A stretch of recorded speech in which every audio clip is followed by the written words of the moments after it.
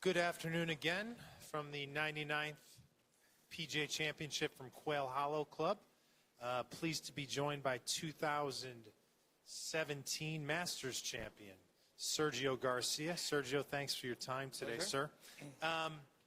You've played a lot of golf here at Quail Hollow through the years, had some real good successes. I think in 2005 you got into a playoff. It didn't end the way you wanted, but maybe take us through your progression here and what you see as a difference in the golf course, what you saw before the change and what you see now. Yeah, I mean, it's obviously, like you said, I like this place. I played well here. I was very close of winning in 2005. Of course, it's totally different though.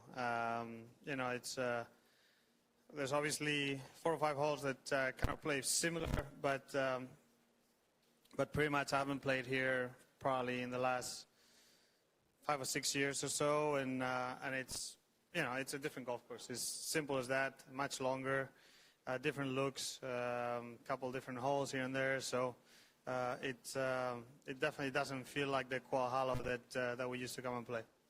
Now, if we go way back to Medina, 1999, and this is your 19th PGA Championship. Other than that green jacket you earned, what's the difference between Sergio Garcia, 19 years ago, if you will, and what we're seeing here, what we're going to see here this week? Well, obviously, it's a lot of years and a lot of rounds on my back. So obviously, that is changed. But other than that, not much. I think that I'm still the same kind of guy.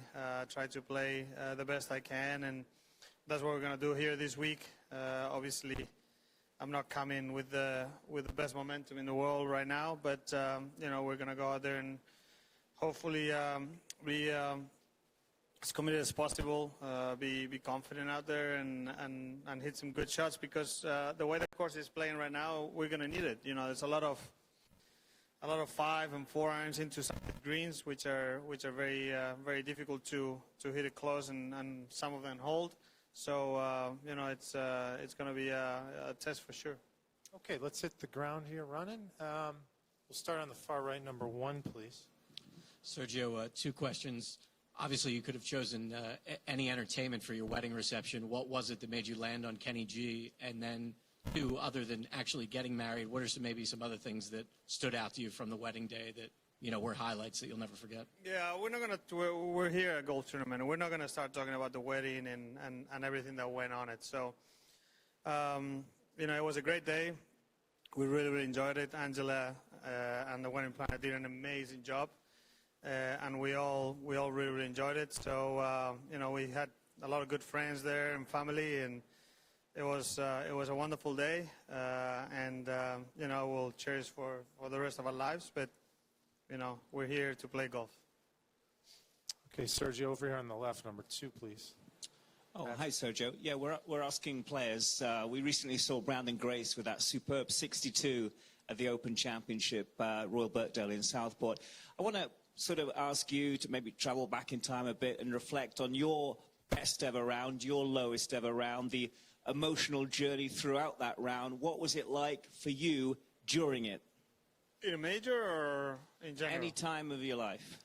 Probably the one that comes to mind would be Bridgestone, Firestone, 3 years ago when I shot 61. Obviously had an unbelievable back 9. I made 8 birdies on the back 9, 7 to finish with. So it's one of those moments that you feel amazing, because everything feels like it's going exactly like you wanted, but at the same time, you kind of try not to think too much about it, because you don't want to start thinking, I'm 6 or 7 on the par, and let's make sure we don't, so you want to keep being aggressive. But, it's some of those things that don't happen that often, and when it happens, it's an amazing feeling, and it's really, really nice to go through it. Sergio, right down in front, number 1, Bernie, please. Sergio, can I ask you, can you compare your game going into Augusta and compare it with coming here to Quail Hollow? Any similarities, any differences?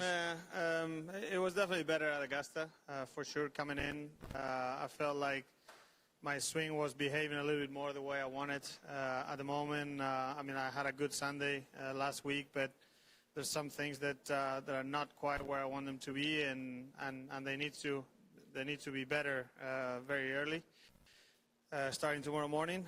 But you know, hopefully we'll get out there. We have a good feeling. We we get on a good motion and on a good run, and we can have a good week. If not, we'll fight with what we have and try to do the best way possible. Far right, TJ, please, number 3. Hey, Sergio, can you just describe how difficult the closing stretch is here, those last 3 holes, and do you see any similarities between here and maybe TPC Sawgrass with that closing stretch? No, I really don't see any similarities because they're 3 holes that are totally different. I mean, 16 today, being wet and a little bit into the wind, driver 4-iron.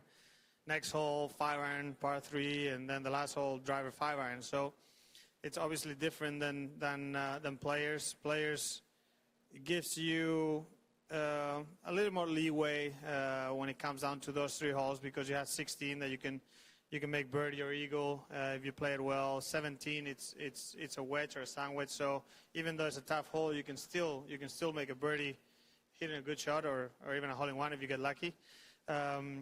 But 18, if you're aggressive, you're still hitting driver and a wedge. Obviously, if you lay up, then it's a lot longer. But these holes, there's no being aggressive. If you're aggressive, you're hitting 4 and 5 irons, and if you're not aggressive, you're hitting woods into the green. So it's just a different kind of golf course.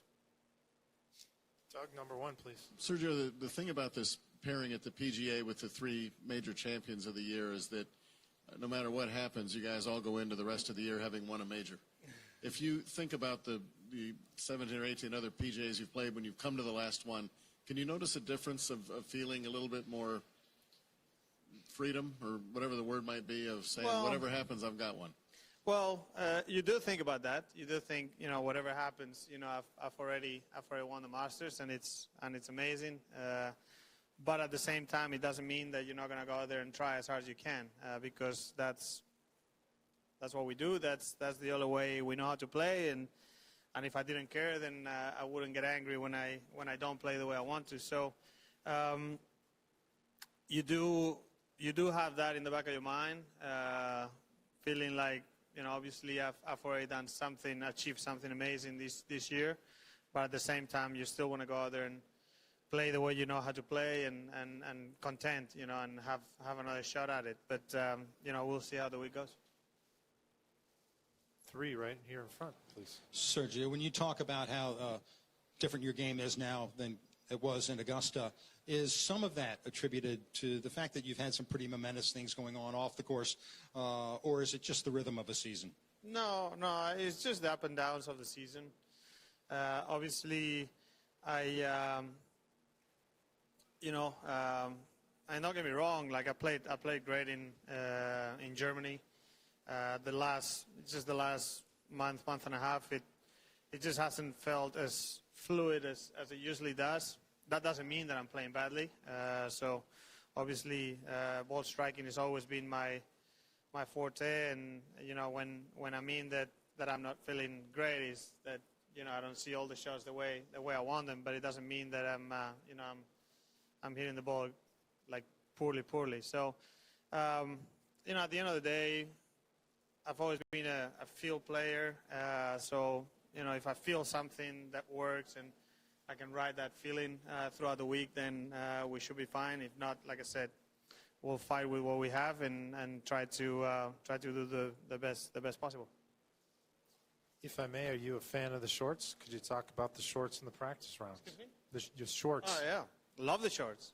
I think, I don't know why the PGA Tour is waiting to make a decision on it, but yeah, I love it. I think it's great when we play on hot conditions that we get to play all year. Obviously, European Tour, we've been able to play in shorts for a couple of years now, and it's great.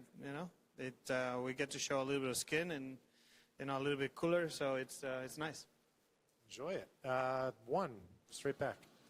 Sergio, you're such a good driver of the golf ball. How does this course set up for you off the tee, and how many drivers will you hit? At the moment, hitting driver everywhere, because if you don't, you're struggling to reach some of these greens. So, if I drive the ball well, obviously it is an advantage. But at the same time, like I said before, the course is very wet. Obviously, the greens are a little bit firmer because of the Sabre system, but the fairways are wet, and everything you hit it just plugs. So there's not many holes where you can lay up other than 2 or 3. So you just gotta get there, and even if you don't feel that comfortable in some of the holes, just kind of suck it up and try to hit the best drive possible, because like I said before, you're hitting 4, 5, 6 irons into a lot of these greens, and if you're hitting 3 wood or 5 wood over tee, then it means that you're hitting 3 irons or 5 wood into the green. So it's difficult to give that much distance in a golf course the way it's playing. Sorry, I don't. Follow-up question, I believe. Do you think that's a better test of golf when you have to hit longer irons into the greens than not hit? Not particularly. I think the beautiful thing is to have a mix. I think a golf course is testing you when it's making you think a lot. So it's not like just get there, tee it up with the driver, and hit as hard as you can, and hopefully hit it straight. So there's different ways of testing us. Obviously, if the weather helps and the greens get firm and stuff like that, you don't need a long course to make it difficult. So unfortunately, we depend on the weather, and it doesn't look like this week is going to be that great. So. Okay. Sergio Garcia, as always, sir, thank you for your time. You. Have a great week. Thank you, guys. You too.